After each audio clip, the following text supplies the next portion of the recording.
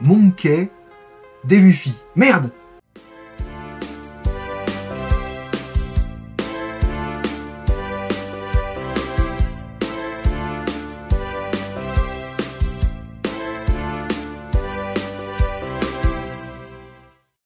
Salut tout le monde, aujourd'hui on se retrouve avec le numéro 2 de la collection officielle des figurines One Piece.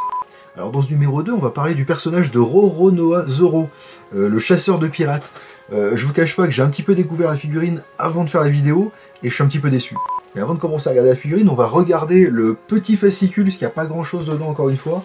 À part effectivement, j'ai vu, hop ici, on a les petites présentations des figurines. Là on va pouvoir voir ce qu'on a dans le numéro 4, on avait vu dans le numéro 3 qu'on aurait 2 figurines. Alors ici, au sommaire du numéro 2, la figurine Roronoa Zoro, le poster New World, et donc les personnages, Roronoa Zoro, donc 2 fois. D'accord, en fait on a une première page avec la figurine qui nous est détaillée. Ouais, j'ai déjà remarqué un truc, on va y revenir. On a, comme dans le premier, on a un petit poster, c'est bien sympa pour les fans. Alors, je vais être honnête avec vous, entre la première vidéo et celle que je suis en train de tourner en ce moment, j'ai regardé un épisode de One Piece parce que c'était sur Amazon Prime. Alors je sais pas du tout, c'était l'épisode 1 mais je ne sais pas de quoi, parce que si j'ai compris, il y a plusieurs déclinaisons ou quelque chose, et j'ai pas trop aimé, désolé.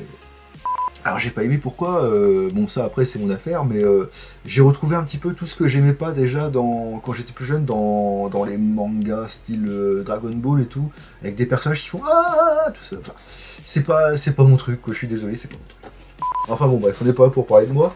Après le poster, on a effectivement la rubrique les personnages ici, donc Roronoa Zoro. Alors on nous explique, même si Zoro est l'un des membres les plus forts de l'équipage au chapeau de paille, son absence totale de sens de l'orientation lui joue souvent des tours. Sanji le surnomme souvent tête de cactus, ou Marimo en version originale, mousse de forme sphérique, à cause de la couleur de ses cheveux. Alors effectivement, donc bon après on a 2 pages sur le personnage, on a évidemment, on l'avait dit la dernière fois, dans le prochain numéro, Usopp et Tony Chopper. Alors on n'avait pas Tony, on avait Chopper, Usopp et Chopper, là c'est Usopp et Tony Chopper. Et d'ailleurs c'est le gars, j'ai l'impression, dans la première vidéo que j'avais faite, qui me faisait penser à Slash dans les Guns N' Roses, sur le premier album. Alors effectivement, je parlais de ses cheveux. Alors hop, je vais vous remontrer ce que j'avais vu tout à l'heure. Sur cette page-ci, on voit bien la tête du personnage. Voilà, vous la voyez bien. Et maintenant, je vais vous montrer la figurine, et c'est là que je suis moyen content. Alors on a effectivement encore un socle pour poser sur ses jambes comme ça pour qu'ils tiennent bien droit. Mais alors le problème, vous avez vu les cheveux sur le papier, et ça c'était la théorie, et la pratique. Hop, je vais vous montrer tout de suite. Avec le point, ce sera encore mieux. Voilà, on voit la démarcation dans les cheveux, et je trouve ça totalement dégueulasse. Voilà. C'est pas Jojo. Alors, vous allez me dire, peut-être que j'en demande trop. Mais il n'y a pas que ça qui me dérange. Il n'y a pas que ça qui me dérange, parce qu'en fait, il y a un autre truc, c'est que ces katanas, ou ces sabres, voilà, ils sont en plastique mou. Et ça, c'est pas top. Alors après, peut-être pour la conservation dans les transports et tout ça, pour envoyer les numéros, c'est peut-être mieux. Mais très franchement, bof bof. Et les 3 sont pareils. Ah, celui-là un petit peu moins, mais enfin, si quand même. Enfin, le pire, c'est celui-là, quoi. C'est pas top top. Après, c'est vraiment dommage parce que c'est une figurine qui est super détaillée. Il a un super effet de mouvement, on le voit bien. Je vous la montre d'un peu plus près, voilà, comme ça, on va s'attarder un peu plus. Mais, je sais pas, je trouve que les finitions par rapport à Luffy, bah, c'est pas pareil. On voit la petite cicatrice sur son torse, sur son œil aussi. Mais je sais pas, j'ai l'impression que c'est un peu moins bien que l'autre. On va les comparer toutes les deux, on va les montrer en même temps.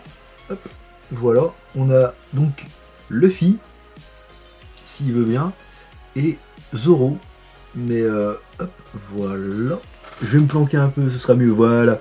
Ouais. Autant celle-là, bon bah pour... c'était combien? C'était 1,99 ou 2,99. Ça valait le coup. Mais la deuxième, bah, j'aime moins. 5,99 la deuxième. Je suis un peu moins fan. Après, bon, ceux qui aiment vraiment cet univers, ils seront sûrement contents. Mais j'avoue que pour collectionner pas mal de figurines, bon, surtout du 1/6, c'est un peu plus, peut-être un peu plus chiadé. Celle-là, elle m'a un petit peu refroidi sur la collection, quoi. Alors effectivement, on va être honnête, j'avais pas non plus faire toute la collection de One Piece. Je me suis dit, je vais prendre les 2-3 premiers. Je suis même pas sûr de prendre le troisième là, vu que là c'est pas top. Après, bon, on a quand même quelques points positifs. La peinture, elle est nickel. Mais je trouve que ce sont les finitions qui sont pas top, quoi. Franchement, le sabre comme ça, pour moi ça le fait pas.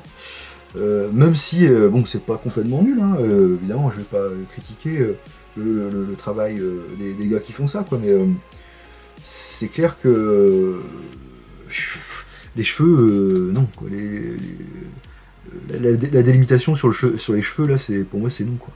Je sais pas, hein, vous pouvez me dire en commentaire si j'en demande trop ou pas, mais par rapport à celui-ci où il n'y a pas de délimitation dans le chapeau, je trouve ça dommage, quoi. Bon, après, comme je le disais tout à l'heure, ça peut vachement faire plaisir aussi à tous ceux qui aiment One Piece, quoi. Mais bon. Alors là, on a un petit socle aussi, comme pour Luffy. Alors celui-là, il est primordial. Le socle sans, il va pas tenir parce on est vraiment sur une jambe, enfin pardon, sur un pied, pardon, qui est un peu tout tordu, donc tout seul. Je vais tenter hors champ, désolé. Ouais, non, il tiendra pas du tout, donc le petit socle impératif. Bon, voilà, on va les mettre dans le décor, quoi. On va mettre celui-là là, puis on va mettre, allez, celui-là ici. Oula, ouais. Ça tient, on le voit, ouais. Ça tient à peu près. Bon bah voilà ce que je pouvais dire sur la deuxième figurine de la collection One Piece. Mais comme promis en début de vidéo, j'avais dit qu'on avait le nom du 4e personnage. Alors j'espère que je ne vais pas l'écorcher. Il s'appelle Portgas D. Ace. J'espère que ce sera bien ça. Le commandant au point ardent. Vu... Je vous la montre, hein, vous inquiétez pas, je découvre en même temps là pour le coup. Vu la figurine, il a l'air d'être pas mal, le 4e là, effectivement.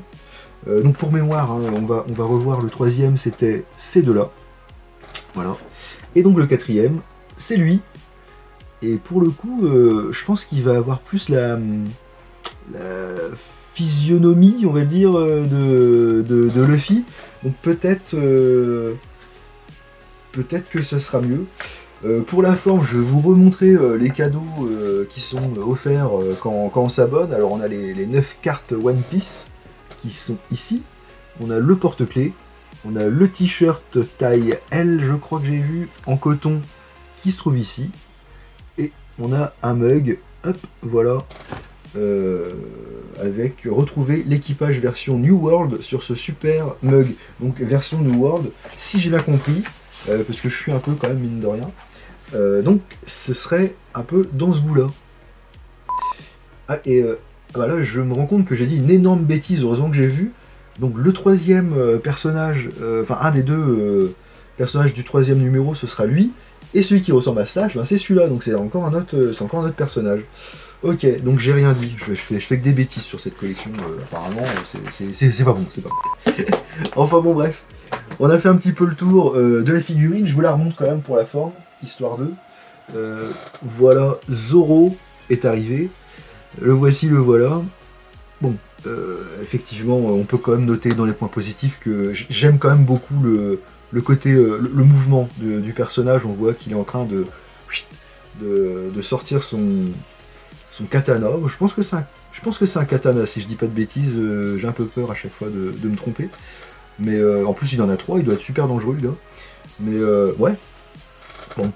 Allez, on va dire qu'il y a un peu plus de côté positif que de côté négatif, même si effectivement je trouve que les finitions sont un poil moins bien faite. Et en plus, j'arrive pas à faire le point, voilà. Mais allez, on va y arriver, voilà. Mais effectivement, ouais, je trouve que les finitions sont un peu moins bien faites que dans le numéro 1 et je trouve que c'est un peu dommage.